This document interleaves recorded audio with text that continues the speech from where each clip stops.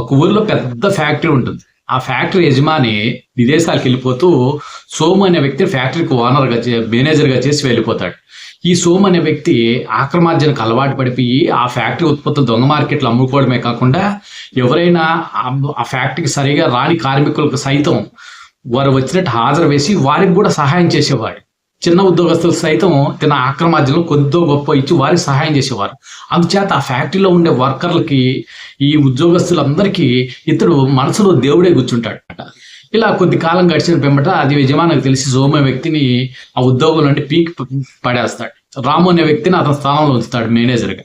ఈ రాము చాలా నిజాయితీగా ఉంటాడు, ఎవరిని తిననివ్వడు, అతను తినడు, చాలా ఆక్రమణలను అడ్డుకుంటాడు. ఇలా ఆక్రమణలు అడ్డుకోవడంతో వీరికి గొంతులో వేలకాయ పడినట్టు అవుతుంది. వీడు తినడు, మనలో తినడు, వీడు ఎవడయ్యా బాబు అంటూ ఇతనికి చెప్పి చూస్తారు.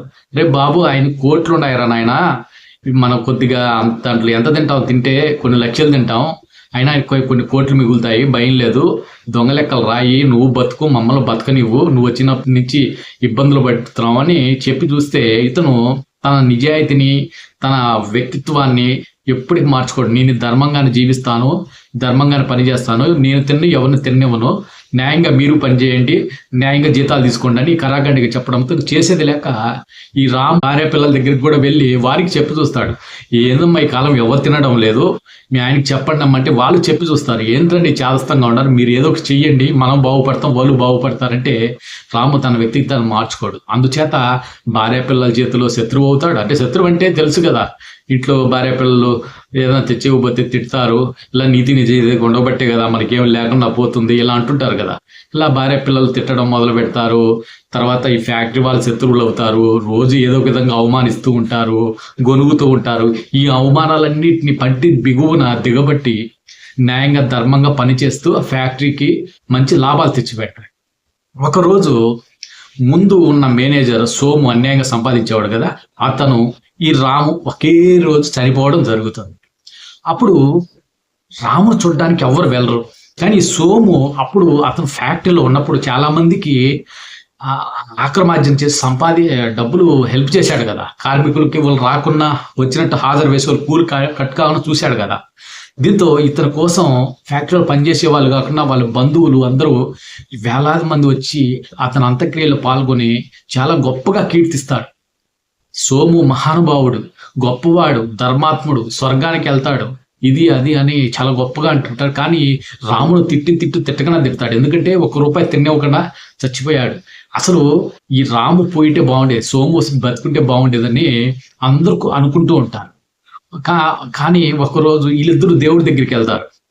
అప్పుడు సోము అనుకుంటాడు, అందరూ ఎంత వేల మంది వచ్చారు నన్ను చూడడానికి, నేను చాలా మంచివాడిని అంటున్నారు, ధర్మాత్ముడు అంటున్నారు, ఖచ్చితంగా దేవుడు నాకు స్వర్గాన్ని ఇస్తాడు, ఈ రాముకి ఖచ్చితంగా నరకాన్ని ఇస్తారు, అందరూ అతను తిట్టుకుంటున్నారు, అతనికి అందరూ శత్రువులే అని మనసులో అనుకుంటే దేవుడు ఏమంటాడంటే, ఈ సోముని తిన్నగా నరకంలో పడేయంటారు బాబు, ఈ రాముని మాత్రం స్వర్గానికి తీసుకెళ్ళారట. అప్పుడు సోము వాదిస్తాడు, అదేంటి స్వామి, నేను చాలా గొప్ప పనులు చేశాను, పేదవాళ్ళకి అందరికి సహాయం చేశాను కదంటే, అరే బాబు నీ సొమ్మేమన్నా సహాయం చేసావా, ఆ యజమాని నమ్మి పెట్టిపోతే ఇలా ఆక్రమార్జనలు పాల్పడమే కాకుండా అలా కార్మికులను కూడా అధమ పరులను చేశావు, వాళ్ళు రాకుండా హాజరు వేసి వాళ్ళు వచ్చినట్టు వాళ్ళ కూలీలు వాళ్ళకి ఇచ్చేటట్టు చేశావు, ఇలా చిన్న స్థాయి ఉద్యోగస్తుని ఆక్రమార్జనలు ఇచ్చి మొత్తం ఆక్రమణ చేసేసావు ఫ్యాక్టరీని.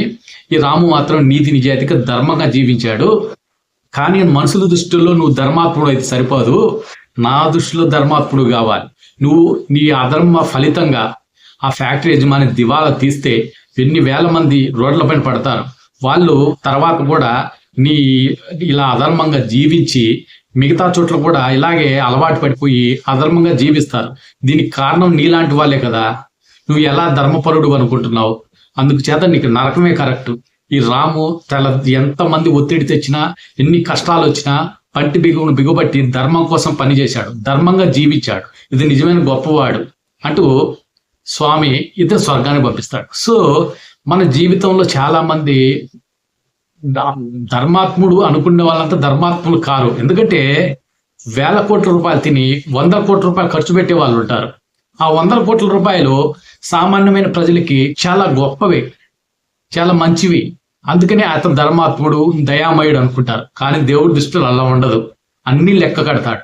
ఎలా సంపాదించావు, ఎంత ఖర్చు పెట్టావు, ఏం చేసావు, ఏం చేసి సంపాదించావు, ఇలా అన్ని చూసి ధర్మాత్ముడు ఎవరు ఆయనకి తెలుసు. జై హింద్, జై భారత్.